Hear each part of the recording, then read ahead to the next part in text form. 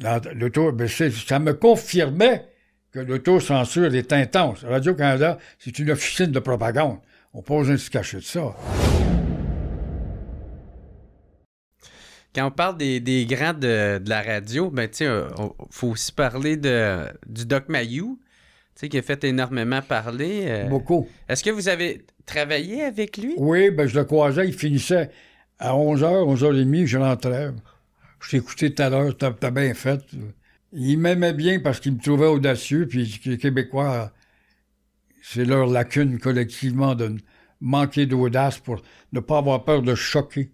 D'avoir des vérités choquantes parfois. De mettre des mots sur les choses. C'est tellement vrai que lorsque j'ai quitté 2008, Radio-Canada, qui m'a toujours boycotté, moi je pourrais te citer là, Alain Gravel, 4 exemples de censure, puis m'invite plus.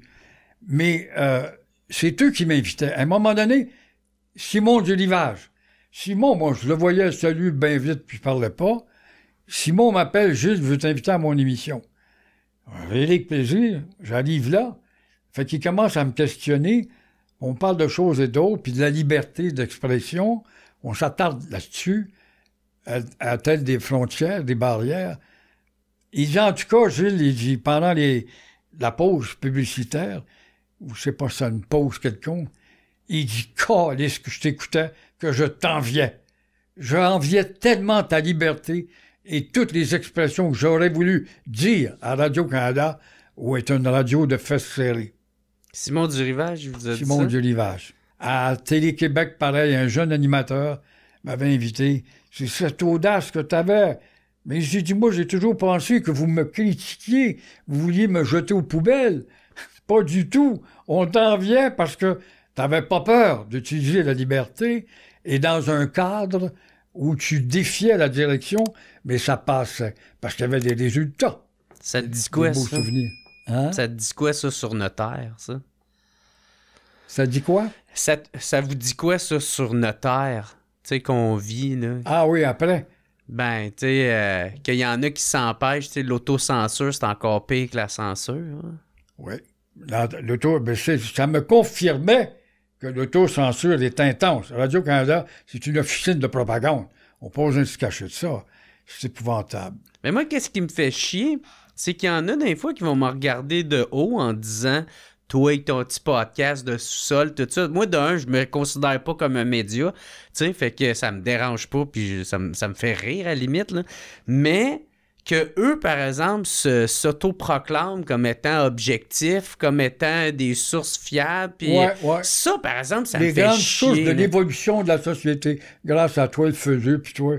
Hey, man, Chris, t'es pas le premier là, qui traite de propagandeux, là, tu sais, eux autres. Fait que... C'est donc vrai. C'est donc vrai. La censure, j'y ai-tu goûté, moi, à la censure à Radio quand arrive l'anniversaire de la crise d'Oka. Il y a 2 ans. Gilles, tu nous as coté. T'étais un gros joueur, on t'écoutait, nous autres. Ben oui. Alain Gravel, j'avais été son patron chez KVL. Il était rendu grand reporter, Radio-Canada. Un bon gars. Mais une marionnette. Il dit, où est-ce qu'on fait ça? Je dis, on fait ça à la porte de Kanawake. Amène-moi à Châteauguay, là, il y a une pancarte. This is the Envied Land. Mets-moi devant ça. Faites ça à la porte des Iroquois.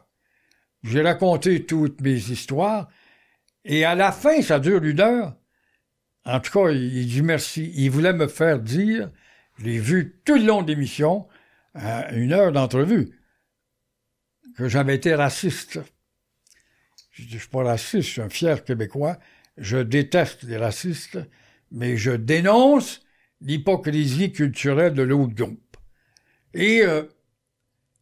on termine l'entrevue, il est comme déçu. En tout cas, merci beaucoup. C'est du bon stock là-dedans. Ouais.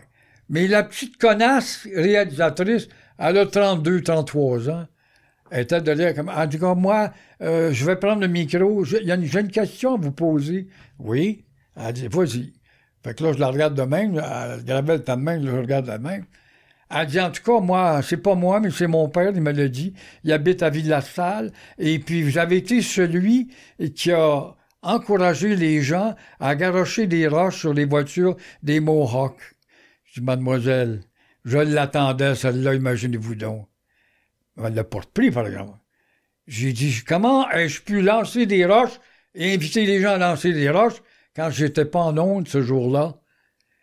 Comment pouvez-vous me dire j'étais pas là parce que on était abonnés aux expos et on diffusait les matchs des expos. Et il y a une couple de matchs durant l'été qui commençaient à 1h. Alors, elle a bien dit.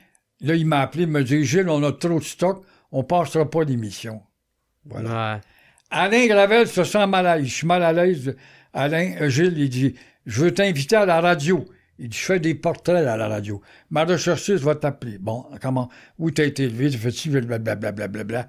1 heure de temps. Alors, on vous voit jeudi, très bien. J'ai bien hâte de voir vos nouveaux studios, je parle encore. Ah oui, ah bon. Elle m'appelle le jeudi matin, Gilles, l'émission, on ne pourra pas faire l'émission. Alain a la COVID. Bon. Je le rencontre il y a 1 an et demi. Alain, t'es-tu sorti de la COVID? Il était mal à l'aise. Il y a un groupe, Marie-Claude... Bazo? Hein? Bazo? Non. Elle sort avec le député de Matane. Ah oui. Oh oui, avec Pascal Bérubé, là. C'est ça. Ouais. Elle fait des reportages.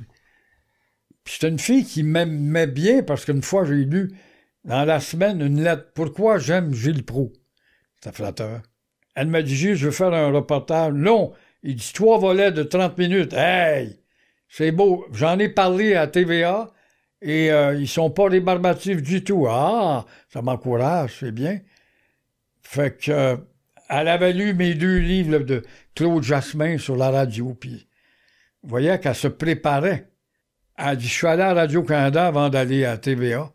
Elle dit, il y avait un comité de 4 gars qui étaient là. Quand j'ai commencé à exposer mon affaire, elle dit, il y en a 2 qui se sont levés, puis ont sacré le camp.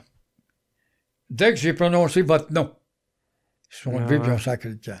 C'est pas du boycott, ça? Une autre fois, à Radio-Canada, en tout cas, des refus de dernière minute. Mm-hmm. Est-ce que c'est arrivé juste à Radio-Canada ou à pas mal toutes les postes? Ben ici, ils font plus, à Québécois, ils font plus d'émissions d'affaires publiques.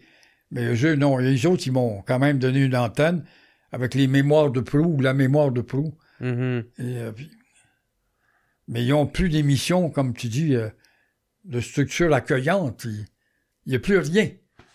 Ouais. Mais c'était ça. Souvent, pas Proulx. Je vais revenir sur un bout de temps, parce que là, tu sais, je vois que le temps, il avance, là.